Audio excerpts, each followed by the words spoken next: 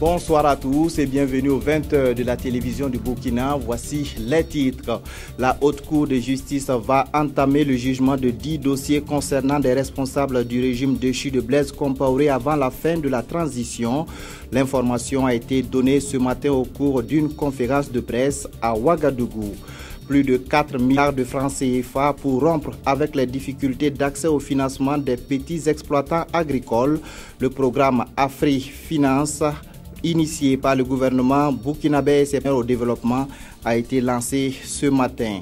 Embargo sur les pièces de 250 francs à Gawa et ses environs. Difficile de faire des achats avec cette pièce que refusent commerçants et clients. Nous verrons pourquoi. La Haute Cour de justice est fonctionnelle depuis le 4 août dernier. Elle va statuer sur 10 dossiers concernant des anciens ministres du régime déchu de Blaise Compaoré. Selon le procureur général de la Cour de la Haute Cour de justice, ces dossiers seront jugés avant la fin de la transition. Souleymane Sanou et Hortense Evelyne Yelemou. Média, le procureur général près la Haute Cour de justice explique le rôle de cette institution vieille de 20 ans uniquement sur papier. Depuis 1995, il y a des lacunes sérieuses, des lacunes graves qui ont été introduites dans la loi pour la paralyser. Donc en fait, on a créé une loi pour améliorer, rendre joli le paysage institutionnel, mais de la réalité, la Haute Cour de justice n'était pas faite pour fonctionner.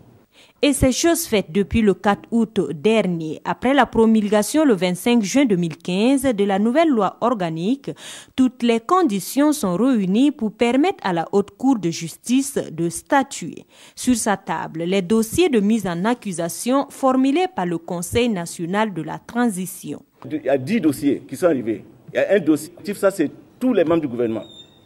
Ça c'est par rapport aux événements qui ont eu lieu et les 30 et 31 octobre ayant entraîné des morts, des blessés, etc.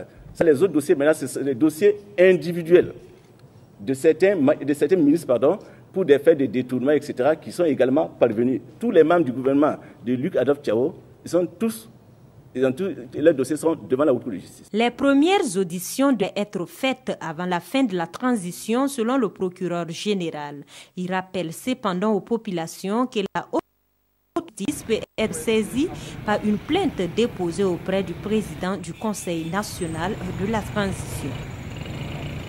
Et puis, sachez que le président de la transition, président du Faso, va présider demain, samedi 8 août, à l'Académie militaire Georges Namoano de Pau, dans le Naouri, la remise d'épaulettes aux officiers d'active. À cet effet, l'arrivée des personnalités civiles comme militaires invités à la cérémonie est fixée au plus tard à 17h30.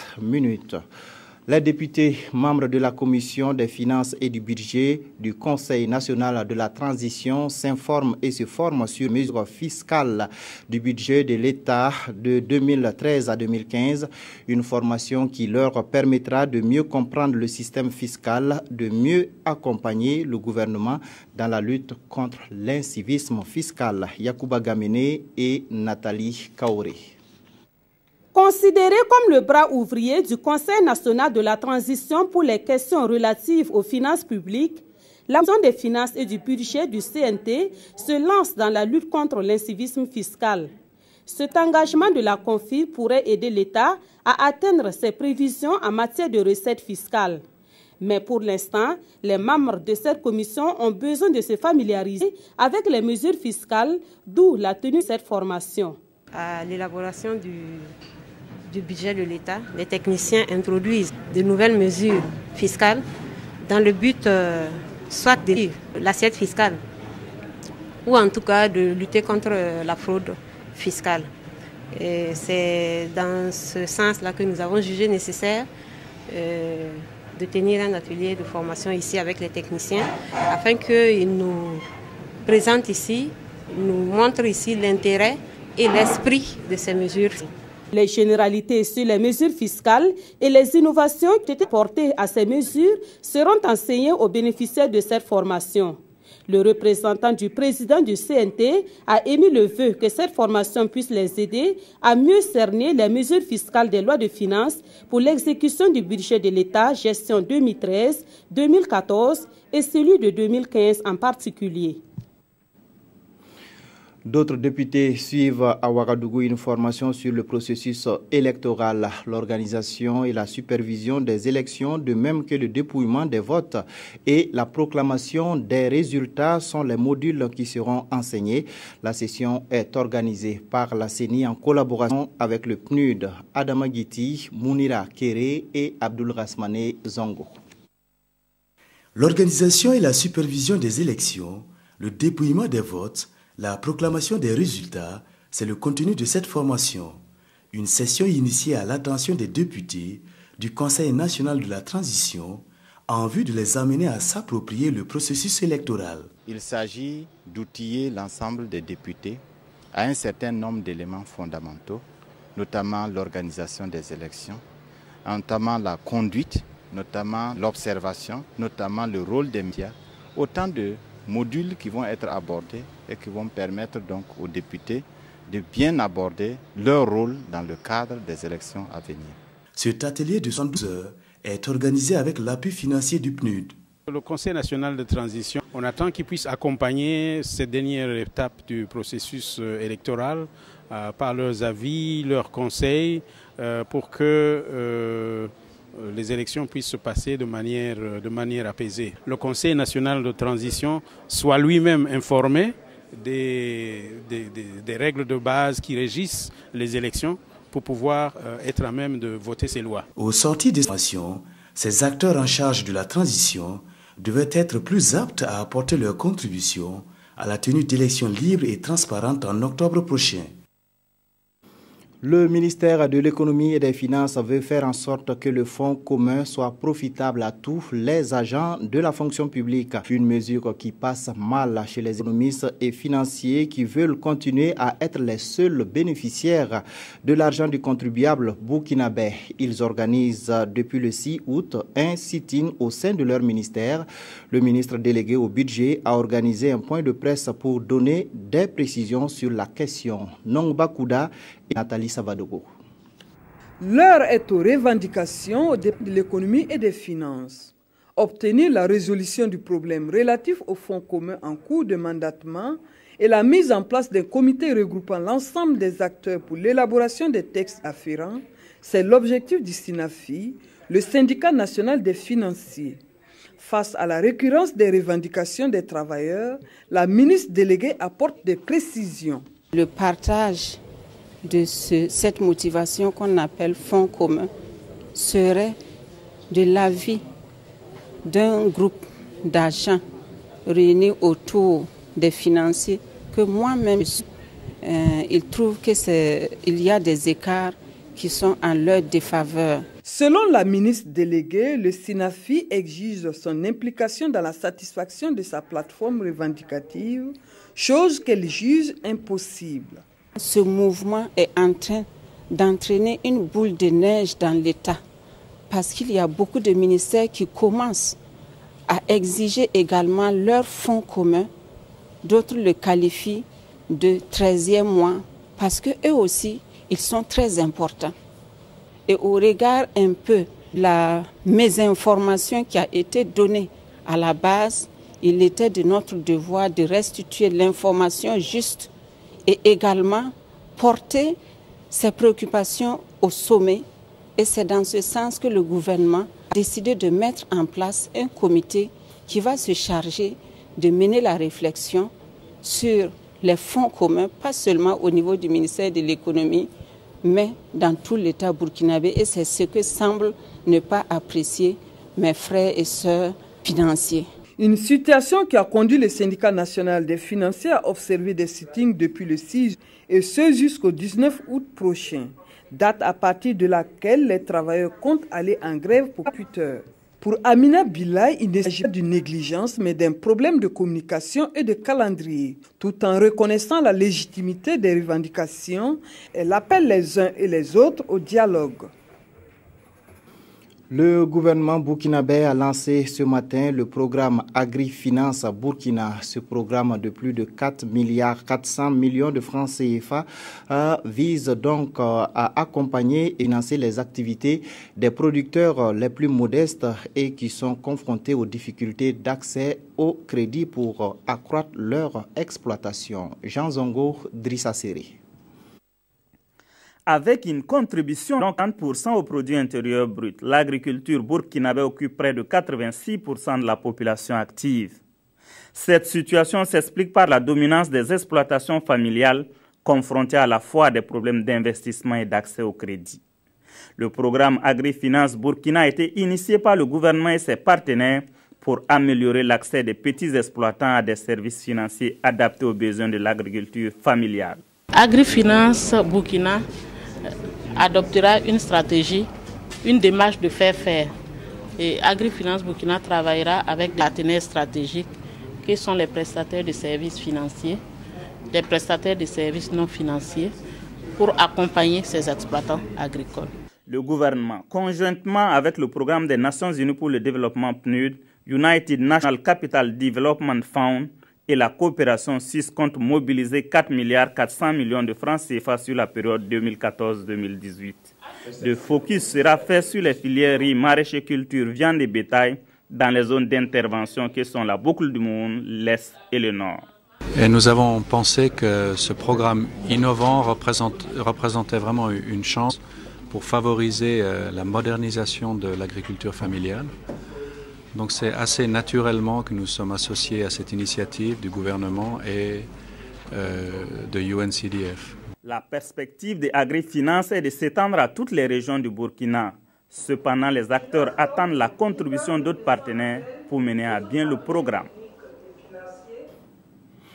Dans le cadre du programme d'appui à l'entrepreneuriat féminin, plusieurs structures associatives et groupements des hauts-bassins ont bénéficié de prêts pour le financement de leurs activités. La remise des chèques avec Momoni Barou. Beaucoup s'impatientaient et voilà aujourd'hui l'appui à l'entrepreneuriat féminin est une réalité dans les hauts-bassins. Ainsi, l'association Vie des femmes et de la jeunesse vient de recevoir un chèque d'une valeur de 6 millions de francs CFA pour qu'elle puisse mener à bien ses activités. Chaque jour, on se retrouve ici, on travaille et on a déposé une demande de financement pour soutenir afin d'agrandir notre transformation et trouver un cadre mieux adapté pour cette transformation. Dieu merci, aujourd'hui nous avons eu le chèque, nous sommes très contents. En tout cas, ce qui est sûr, ça va nous donner beaucoup d'opportunités et ça va permettre aux femmes vraiment de travailler ensemble et puis se survenir à leurs besoins. L'association Vie des femmes et de la jeune fille n'est pas la seule structure bénéficiaire dans cette opération. D'autres ont eu également la même chance. Au total, dans la région du Haut-Bassin, il faut dire que en ce qui concerne les bénéficiaires, nous avons des promotrices individuelles et des associations qui sont bénéficiaires. Donc au niveau des promotrices individuelles, nous avons 44. Au niveau des associations et groupements, nous avons 55 en ce qui concerne l'entrepreneuriat féminin. Les acteurs du secteur informel n'ont pas été oubliés. Des associations et groupements sont également répartis avec des chèques. Toute chose qui permettra de donner un souffle nouveau à leurs activités. Le cadre de concertation des organisations de la société civile a offert aux blessés de l'insurrection d'octobre 7,5 millions de francs CFA et 150 sacs de riz. La somme sera déposée sur un compte bancaire et servira de garantie pour ceux qui veulent contracter des prêts pour financer des projets. Ismaël Dilouma Sirima. Les blessés de l'insurrection populaire pourront désormais avoir des prêts pour développer des activités. Cela a été rendu possible grâce au cadre national de concertation des organisations de la société civile qui a collecté la somme de 7 500 000 francs. Nous avons demandé à la banque de prendre cet argent comme une garantie et pour pouvoir leur donner des prêts pour qu'ils puissent quand même subvenir à leurs besoins et maintenir leur dignité. Parce que maintenir la dignité veut dire que tu peux te prendre en charge, te soigner, te nourrir ta famille et en tout cas soigner ta famille s'il le faut. Dans cette même optique, le cadre de concertation des organisations de la société civile a demandé aux autorités de mettre en place un mécanisme qui va permettre aux blessés de l'insurrection populaire de se prendre en charge. Si vous prévoyez d'aller à Gawa dans les jours à venir, prenez soin de vous débarrasser de vos pièces de 250 francs CFA. Échanger cette pièce sur les marchés de la ville et des villages environnants est devenu un casse-tête chinois. Qu'est-ce qui est à l'origine de cette situation? Des explications avec Moussa Tamboura et Draman Kabouré. Passant par les quartiers périphériques jusqu'au village reculé, mener une pièce de 250 sur la place des marchés est devenu quasi impossible. Comme ici, quand tu dois payer quelque chose à CE, si tu avais 250, on refuse ça. C'est pour cela qu'on dit que Boum Boum qui dit qu'il ne mange pas 250 billets là. Quand on reçoit, nous on prend. Maintenant, quand on veut payer quelque chose avec, il refuse. Donc, on ne sait pas pourquoi ils refusent et on a encaissé ça aussi déposé. Vous voulez chercher à savoir pourquoi ils ont refusé. Selon les Gawavillois, tout serait parti d'une émission ou d'un communiqué qu'ils ont écouté à la radio Gawa. Moi-même, j'ai dit que ouais, on allait cesser un jour monter à la radio, parler. Ils vont dire ce qu'il y a. Les gens refusent 250 là. Si on a entendu ça à la radio, eux nous n'ont pas entendu, on ne sait pas. Qui aurait pris l'initiative d'interdire les pièces de 250 sur les marchés?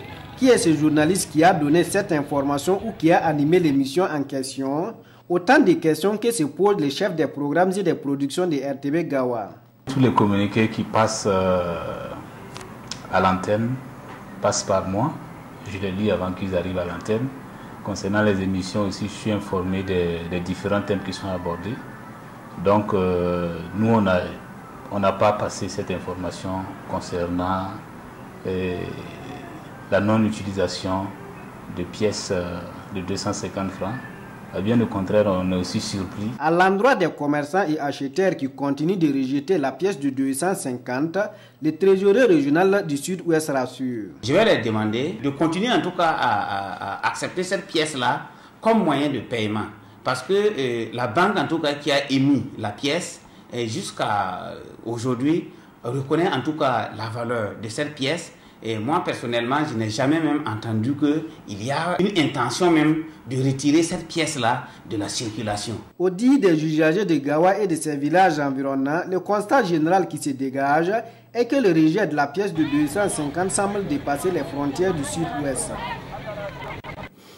Le problème ne se pose pas à Ouagadougou, mais avec 250 francs, il est difficile de s'acheter des légumes sur les marchés de la place.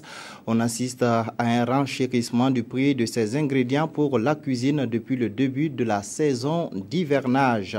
Et c'est le constat donc fait par nos reporters Adama Guiti, Ibrahim Sombier et Draman Dadia.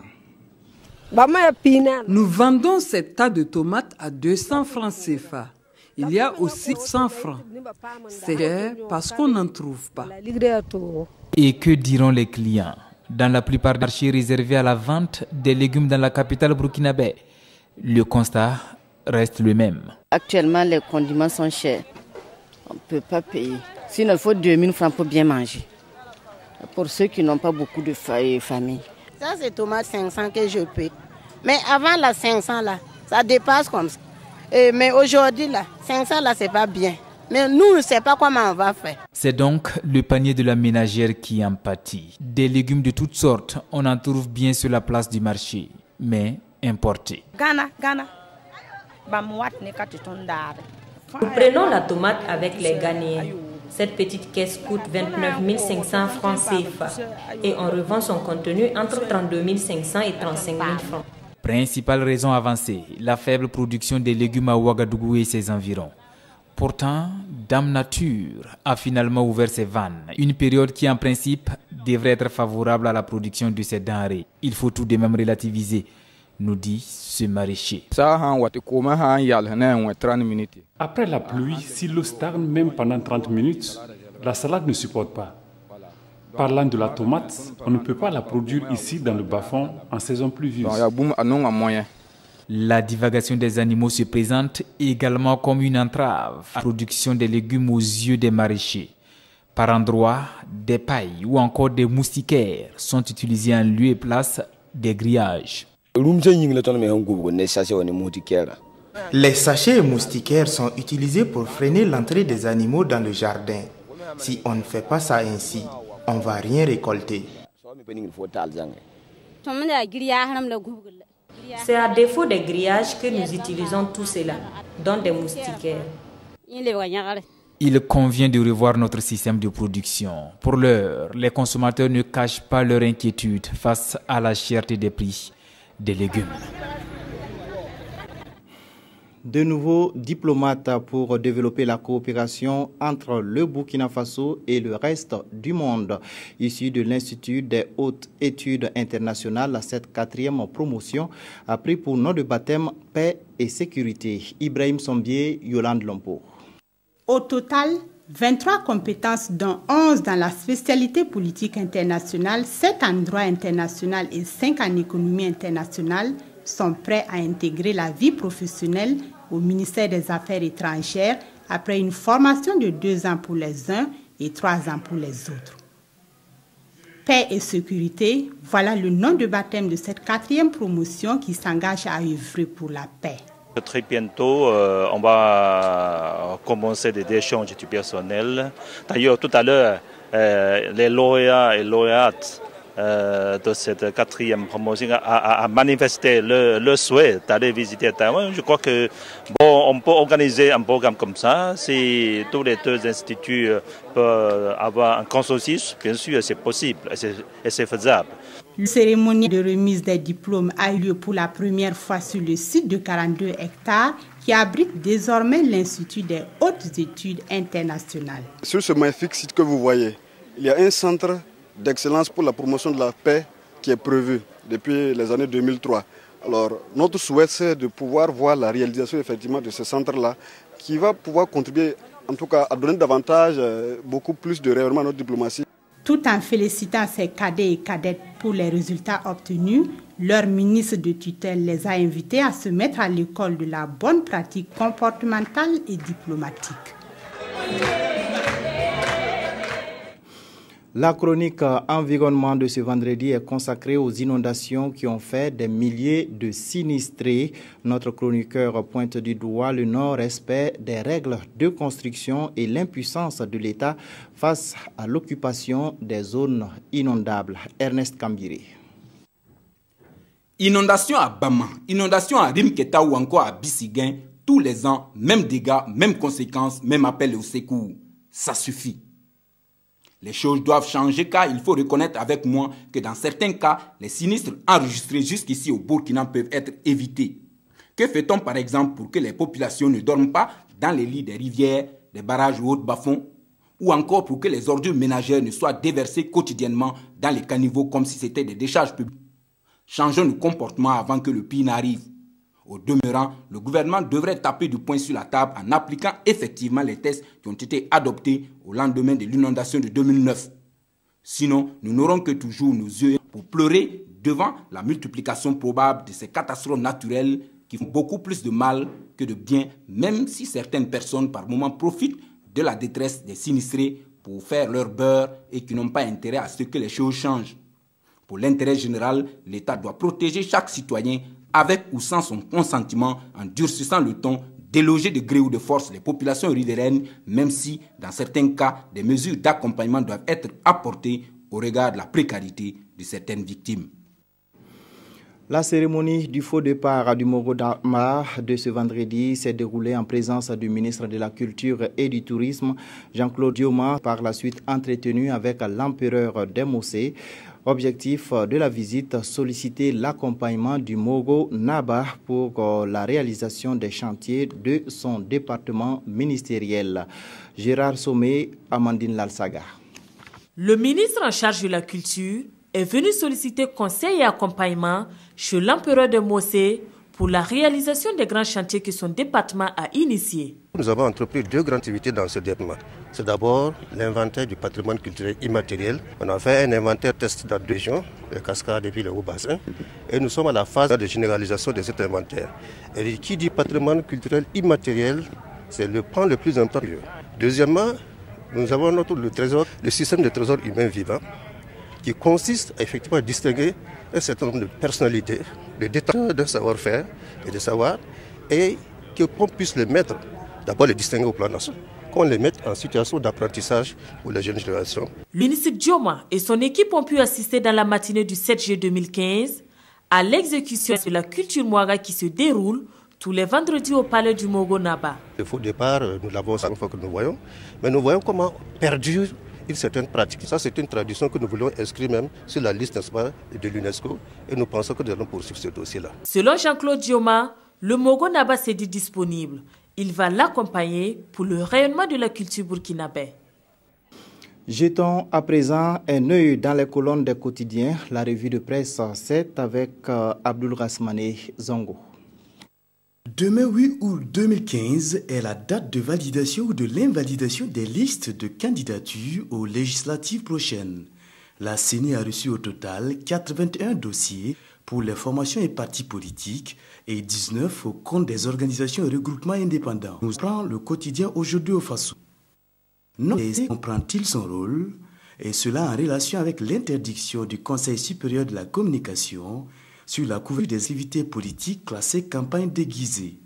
Après une analyse selon laquelle la campagne déguisée prête à l'ambiguïté et au rouleau compresseur, le journal Le Soir dit attendre la réponse du CSC sur la publication des listes de candidatures aux législatives largement faites par tous les médias.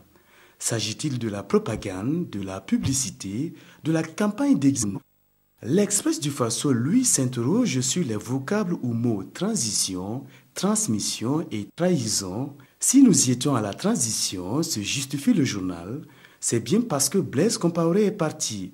Puis les Burkinabés rebaptisent leur transition en transmission, c'est-à-dire l'aboutissement d'une transmission de pouvoir à un parti politique. Et tout à coup naît la trahison car les Burkinabés estiment que les objectifs de l'insurrection ont été trahis. L'observateur nous apprend que la garante des symboles et armoiries du Burkina, la grande chancellerie, a un nouveau responsable, le colonel à la retraite, André Roch Compaoré, 7e grand chancelier. Il remplace le colonel Mamadou Djerma. C'est tout pour cette édition. Merci de nous avoir suivis. Bonne suite des programmes.